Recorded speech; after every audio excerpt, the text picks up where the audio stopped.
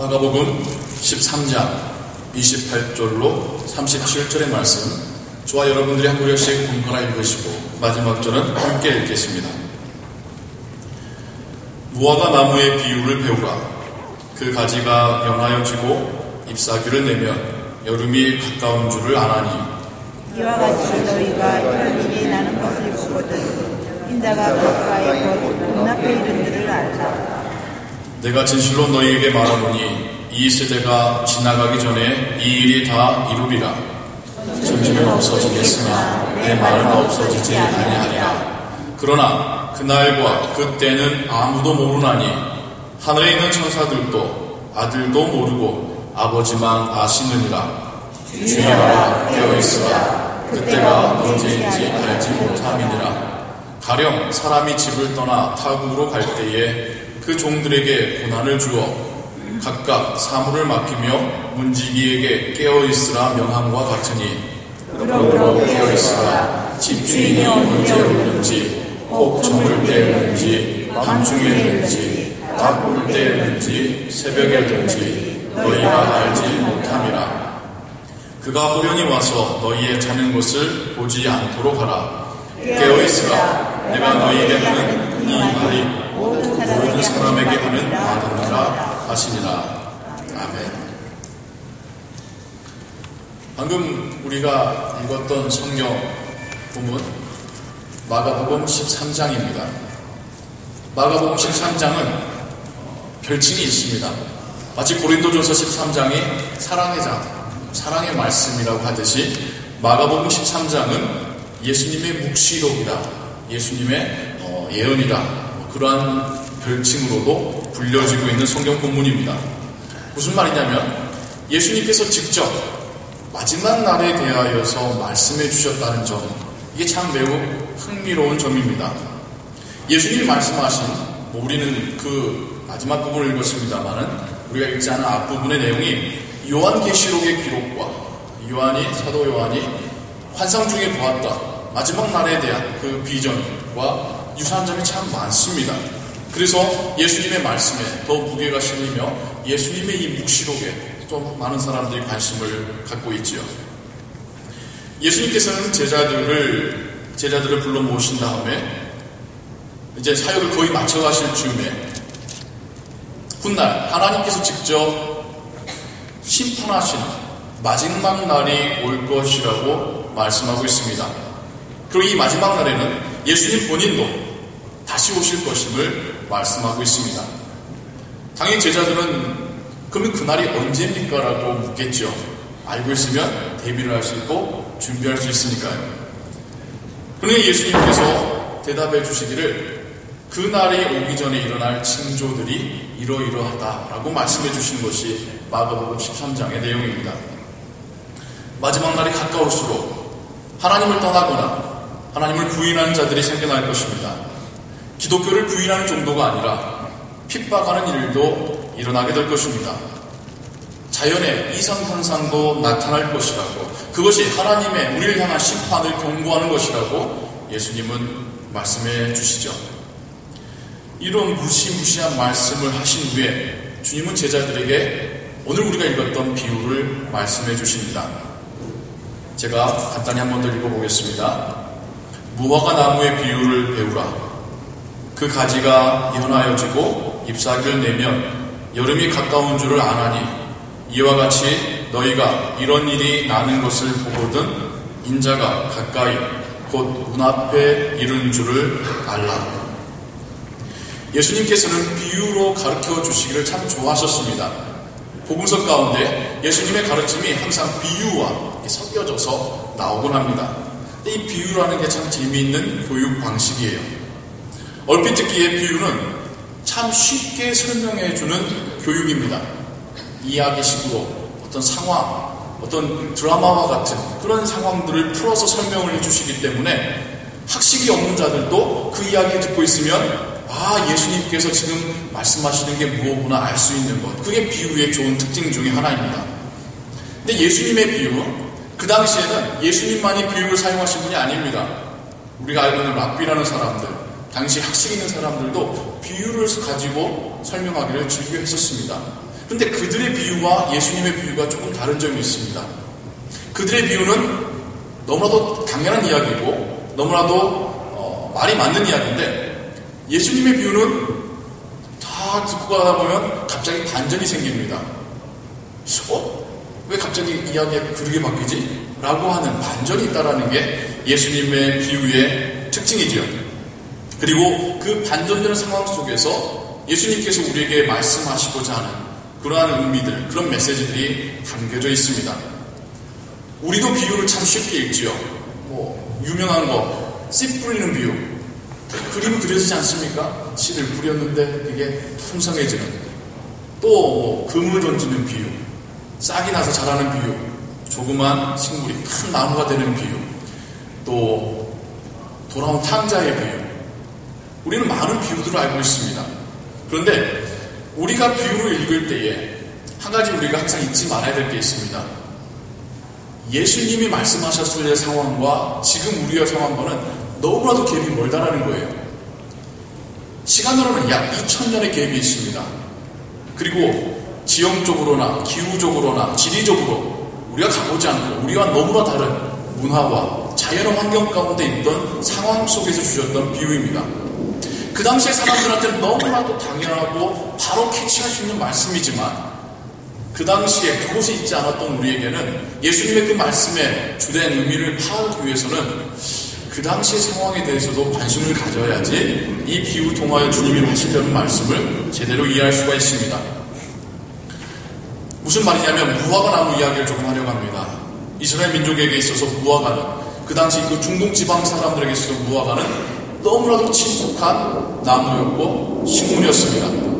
마치 우리 한국 분들은 소나무를 알듯이 그냥 제가 소나무라는 단어만 해도 여러분들은 그 이파리의 색깔과 그 잎의 뾰족한 모양새와 그 줄기와 정말 그런 거 우리가 다 알지 않습니까? 그 소나무 밑에 있을 때의 향기, 사철 푸른 거 다 알죠. 마찬가지로 이스라엘 민족도 무화과 나무만 말해도 바로 이미지가 떠오르면서 그걸 알게 된다는 거죠. 가지에서 싹이 나고 잎이 되면 이스라엘 사람들은 이제 곧 무화과에서 열매가 맺히겠구나. 그리고 열매가 맺히는 여름이 온다는 소식이구나 라고 다 알고 있습니다. 우리도 춘삼월에 꽃이 피고 또 늦추위가 오면 이제 진짜 봄이 오나 보구나. 경칩이라고도 하죠. 개구리가 땅씩 튀어오르는 때가 되면 이제는 겨울이 끝나나 보구나. 우리도 자연의 변화를 통하여서 시기를 알 수가 있습니다. 예수님도 지금 무화과라는 것을 통하여서 시기를 이야기해주고 계시는데요. 이것은 이스라엘 민족의 꼬마들도 다 아는 사실입니다. 아직 여름이 오진 않았지만 무화과 나무의 가지에 잎이 무성해지는 걸 보면서 이젠 열매 맺히는 여름이 오겠구나 라고 알게 된다는 것입니다. 여기서 예수님은 무화과 나무의 잎은 징조를 말씀하고 계시는 겁니다. 앞으로 일어날 징조. 그리고 여름은 그 징조가 방향, 포인트 아웃하고 있는 하나님의 마지막 날을 이야기하고 있는 것이죠. 즉 주님은 비유를 통하여서 미리 보여주는 징조가 있고 그 징조는 실체, 하나님의 나라를 방향하고 있다, 가르치고 있다라는 것을 말씀해주고 있는 것입니다. 징조와 실체, 먼저 보이는 그림자와 실제 물건에 대하여서 그 관계에 대하여 예수님은 비유를 통해 말씀해주고 계시는 거죠. 우리는 징조를 보면서 실제 그 마지막 날이 다가옴을 알 수 있다는 것입니다. 근데 예수님이 이 비유를 왜 해주셨느냐? 제자들은 그 마지막 날에 대한 관심보다 이 마지막 날이 오기 전에 이 징조에만 관심이 있기 때문에 당연히 무화과 나무의 가지야 부드러워지고 잎이 무성해지면 여름이 올 거란 거 알잖아. 여름이 중요한 거야? 무화과 나무 이파리가 중요한 거야? 예수님은 지금 이렇게 간접적으로 묻고 있는 것입니다. 우리가 관심 가져야 되고 우리가 중요하게 여길 것은 그 실체, 가장 본질적인 것이지 그것이 오기 전에 그림자나 징조가 아니라는 것입니다.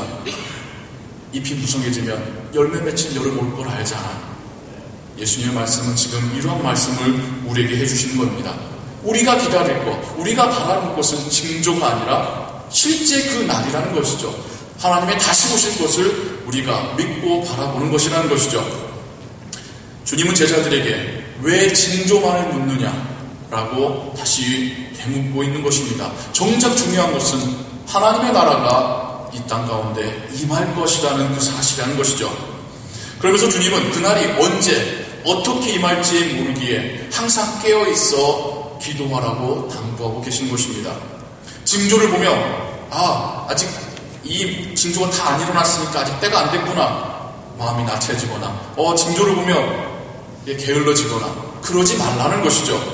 하나님의 날을 기다리는 제자는 그날이 언제 임할런지 모르지만 분명히 임할 것은 알고 있는 것입니다. 주님은 제자들에게 지금 이것을 말씀하고 계시는 것입니다. 그러기에 항상 깨어있으라는 마음가짐을 말씀해 주고 계시는 것이죠. 주님의 비유와 가르침 속에서는 마지막 날에 언제라는 포인트보다 분명하게 확실히 임할 거라는 이 포인트를 말씀해 주고 계시는 것입니다. 그러기에 주님의 제자들은 항상 깨어 있어야 되는 것이고요. 깨어 있다는 거 잠을 자지 말라는 의미가 아닙니다. 영적으로 깨어 있어야 된다는 것입니다. 주님은 여러 차례에 걸쳐서 깨어 있으라, 와치하라 계속해서 당부하고 계시는 것입니다. 우리는 지금까지 3주간의 말씀을 통하여서 무기력한 교회, 무기력한 신자들의 모습을 보아왔습니다.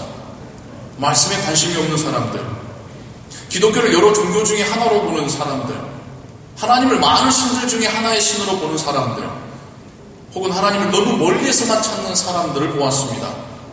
그리고 이들에게 정말 자신있게 당당하게 말하지 못하는 교회와 신자들의 모습을 우리가 함께 보았습니다. 저에게는 이것이 중요한 고민 중에 하나입니다. 왜 신자들은 주님을 믿음에도 불구하고 변화되지 않는 것일까? 왜 하나님이 살아계심을 알고 있으면서도 마치 지금 살아계신 그 하나님이 나를 보고 계시다는 것처럼 행동하지 않는 것일까? 행동하는 것을 보면 하나님이 지금 자신의 모습을 보고 있다는 것을 전혀 인식하지 못하듯이 행동하는 오늘날의 크리스찬들을 많이 보곤 합니다. 왜 예수님의 십자가 죽음과 그 구속을 믿으면서도 그건 말하지는 못하는가? 왜 하나님의 나라가 자신에게 주어졌음을 말하면서도 여전히 이 세상에 살아갈 때에 이 세상에 얽매이고 쫓겨 살고만 있는 것인가? 무기력한 우리들의 모습을 보며 세상은 더 이상 복음에 관심을 갖지 않습니다. 저는 이러한 신자들의 모습을 무기력한 그리스도인이라고 칭하고 싶습니다. 오늘날 크리스찬들이 왜 이렇게 무기력해진 것일까요? 왜 이렇게 신앙과 삶 속에서 생동감이 없고 확신이 없고 표현함이 없는 것일까요? 많은 이유가 있겠죠. 계속해서 고민하며 기도하며 말씀을 읽을 때에 저 나름의 한 가지 이유를 찾았습니다. 하나님께서 좀 깨닫게 해주신 것 같기도 하고요. 저만 깨닫다는 거 신비하게 하나님 말씀하셨다는 것이 아니라 말씀을 읽을 때 초대교회와 오늘날의 교회가 이런 점에서 다르구나. 여러분 초대교회 아시죠? 모이면 기뻐하고 찬양하고 예배하고 떡을 나누고 정말 자기의 재산도 아까우지 않고 사람들을 위해서 내어놓는, 핍박이 와도 오히려 더 찬양하고 기도하고 하나님을 위하여 열심히 일하는, 자신의 생계를 내버려 두고 이웃 동네로 가서 이웃 나라로 가서 이웃 민족에 가서 복음을 전하는 초대교회.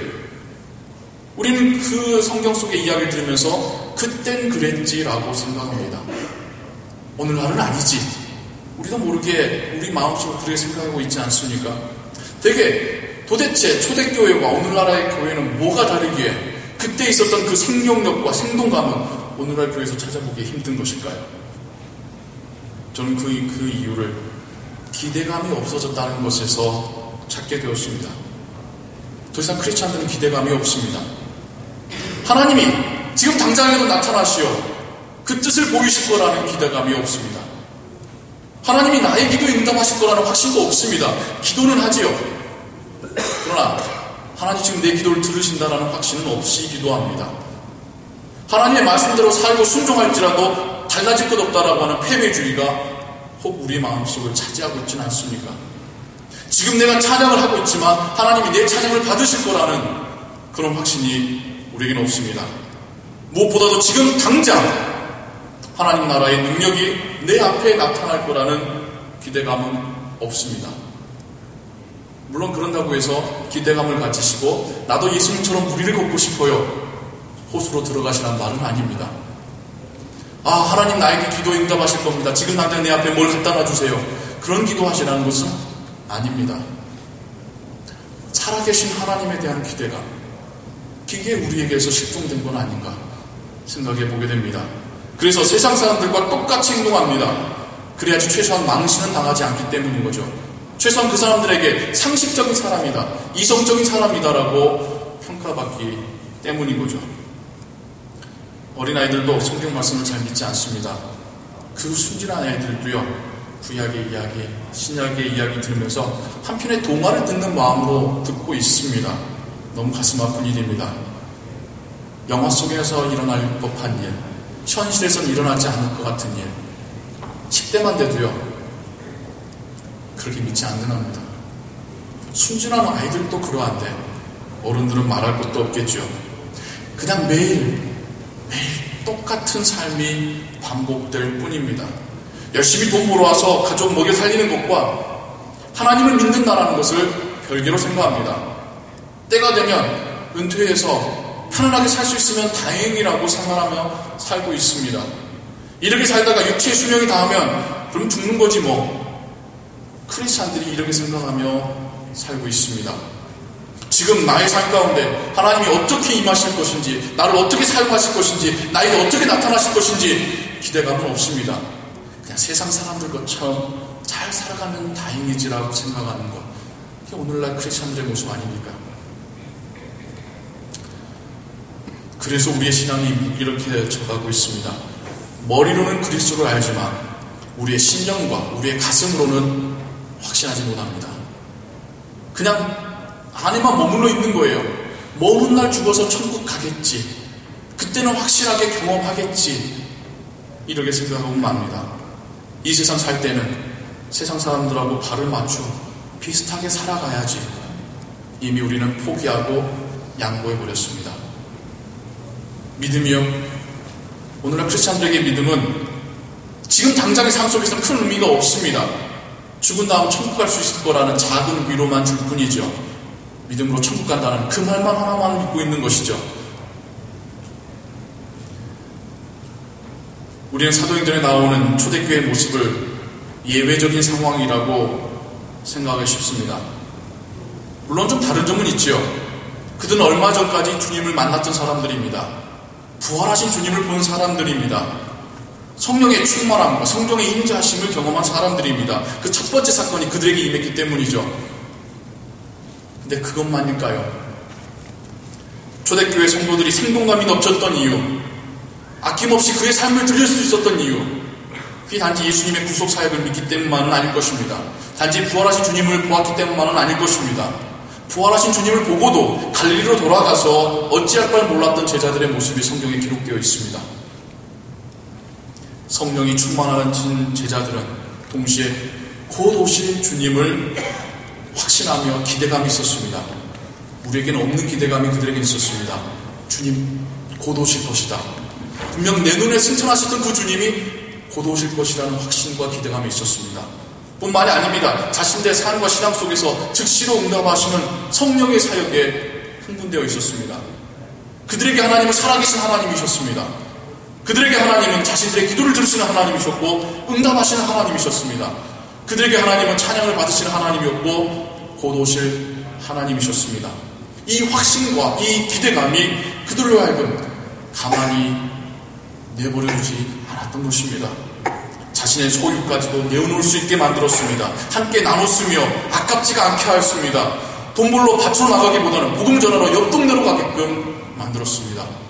그 마음 가운데 있는 확신과 기대감이 하나님이 지금 나타나신다, 지금 나와 함께 일하신다, 핍박을 받을지라도 오히려 기뻐하며 찬송할 수 있었습니다.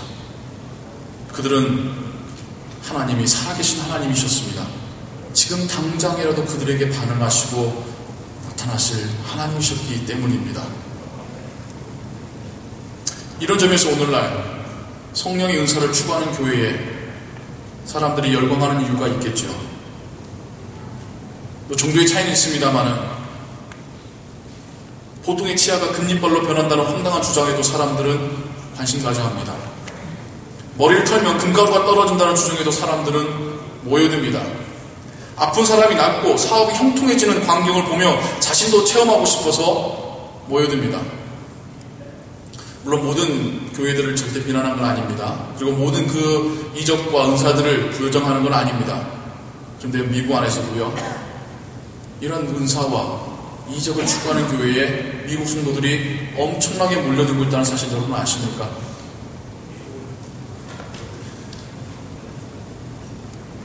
그분들은 이적과 징조를 통해서 살아계신 하나님을 경험하고 싶으신 것입니다.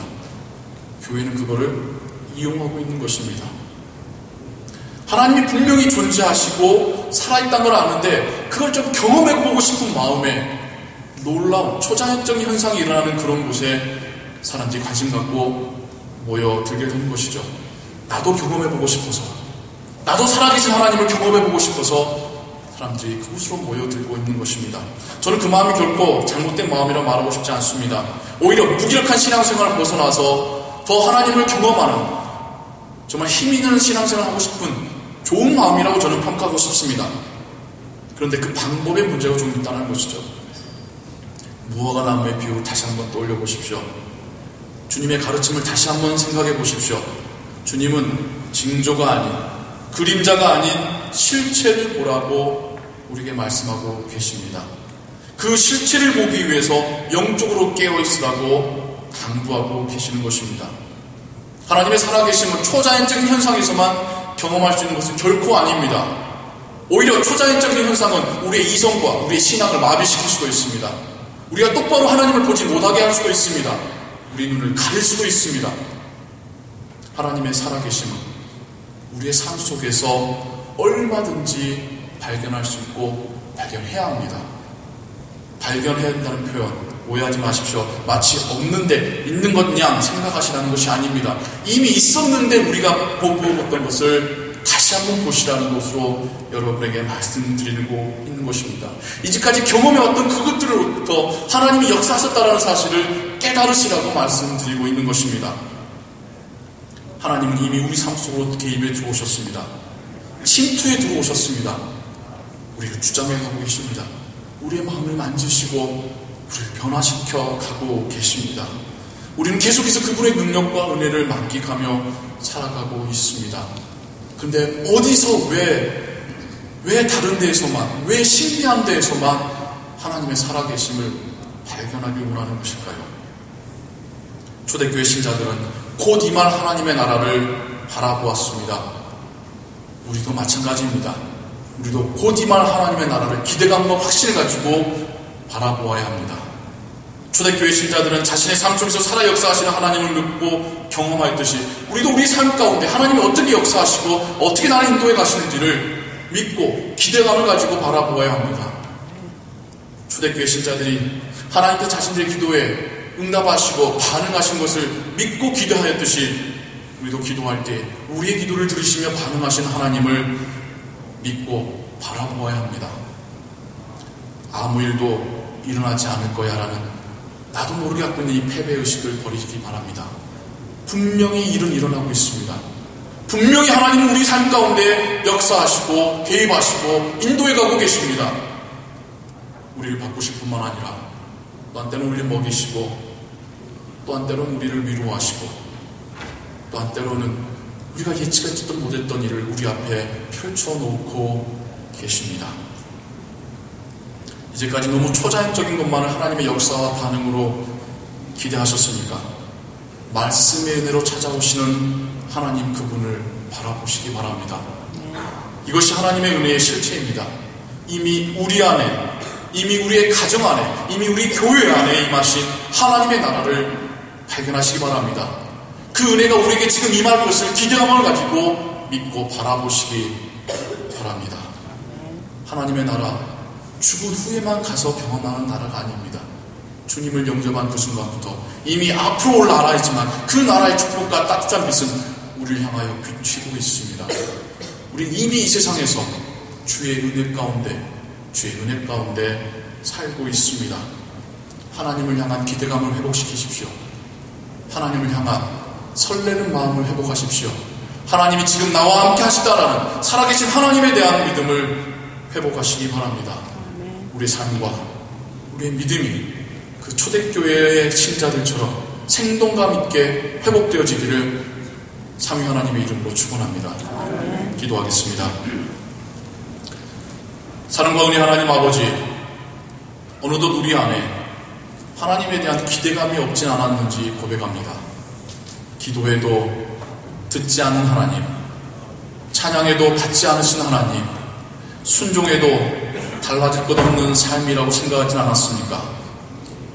우리의 믿음 없음을 용서하여 주시옵소서. 하나님 우리의 삶 가운데 찾아오셨고 우리를 인도해 가시고 우리에게 그 한량없는 은혜를 내려주고 계심을 고백합니다. 우리 마음 가운데 임한 하나님의 나라, 우리의 가정에 임한 하나님의 나라, 우리의 신앙의 공동체에 임한 하나님의 나라를 보게 하여 주시옵소서. 징조의 간신을 갖는 것이 아니라 그 실체에 우리의 마음을 쏟게 하여 주시옵소서. 하나님을 향한 기대감으로 정말 생동감 있고 실천하고 표현이 되는 그런 신앙인들 되게 하여 주시옵소서. 예수 그리스도의 이름으로 기도하옵나이다. 아멘.